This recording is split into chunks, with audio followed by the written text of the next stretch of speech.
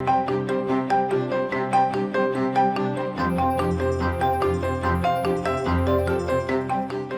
présente souvent la délégation de pouvoir comme un mécanisme juridique permettant un transfert de responsabilité.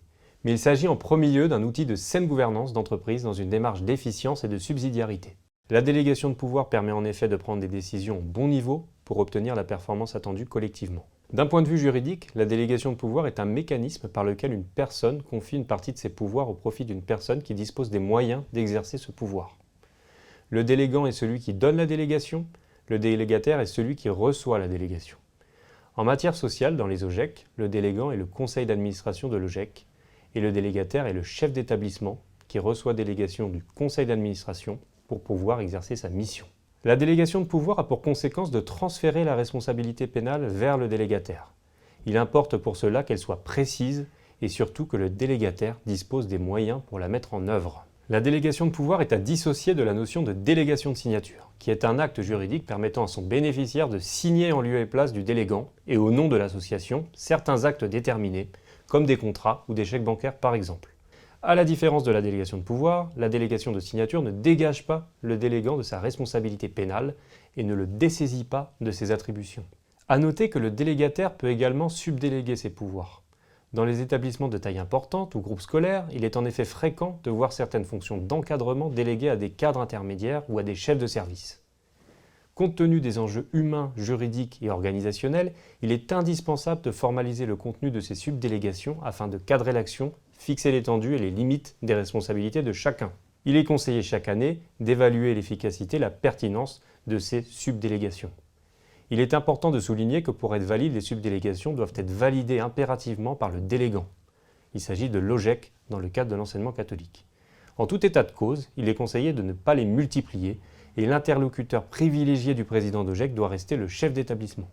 La délégation de pouvoir peut être donnée par oral, mais il est fortement conseillé de la donner par écrit et de manière précise.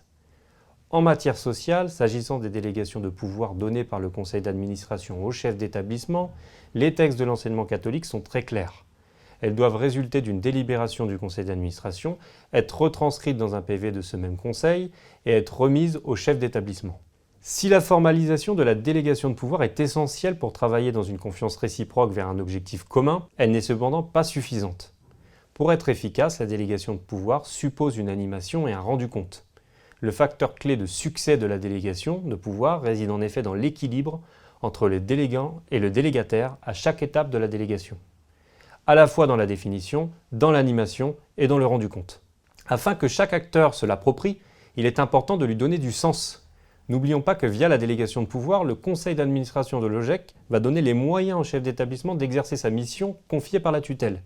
Il est donc primordial que le chef d'établissement soit pleinement associé au processus. Avant l'exercice de la délégation, il est essentiel que le conseil d'administration définisse d'une part le contenu de la délégation au regard de l'objectif final et de la mission définie par l'autorité de tutelle, et d'autre part détermine les étapes et les indicateurs de compte-rendu et de mesure des résultats. Cette étape permet de cadrer l'action, de fixer l'étendue et les limites des responsabilités de chacun.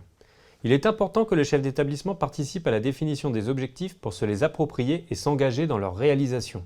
L'association de chacun favorisera une compréhension réciproque du rôle de chacun, une plus grande considération et un respect des missions respectives.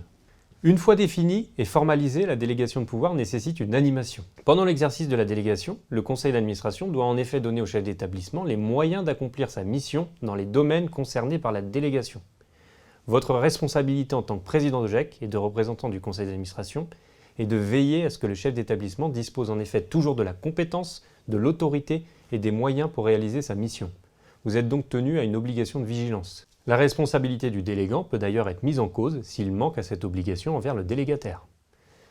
L'animation de la délégation implique le respect de la subsidiarité. Le conseil d'administration doit laisser le chef d'établissement libre dans ses moyens d'action. Le chef d'établissement prend ainsi ses décisions de manière autonome dans les domaines concernés par la délégation de pouvoir. Il associera toutefois le conseil d'administration pour les décisions les plus importantes et dans les domaines visés par les statuts. Il le sollicitera éventuellement pour conseil et l'alertera le cas échéant.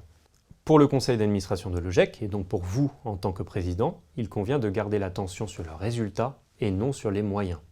Laisser une autonomie dans le processus implique d'accepter que le travail soit fait autrement et donc d'accepter l'autre dans sa différence. Outre le respect de la subsidiarité, ce mode d'animation de la délégation permet de travailler dans la confiance réciproque. Le bon fonctionnement d'une délégation de pouvoir passe ensuite par un rendu compte de son exercice par le délégataire au délégant. C'est le corollaire de l'autonomie accordée au délégant.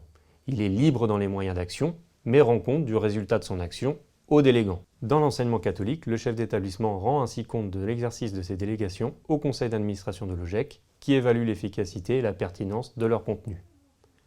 Ce rendu compte permet une relecture et une éventuelle mise à jour dans une démarche d'amélioration continue. Le chef d'établissement pourra donc ajuster l'exercice de ses délégations vers plus d'efficience pour conduire le projet d'établissement. Le facteur clé de succès de cette étape de rendu compte est de disposer de processus internes objectifs pour évaluer l'efficacité et la pertinence de la délégation. Cela passe notamment par des mécanismes de contrôle interne. Merci beaucoup pour votre attention.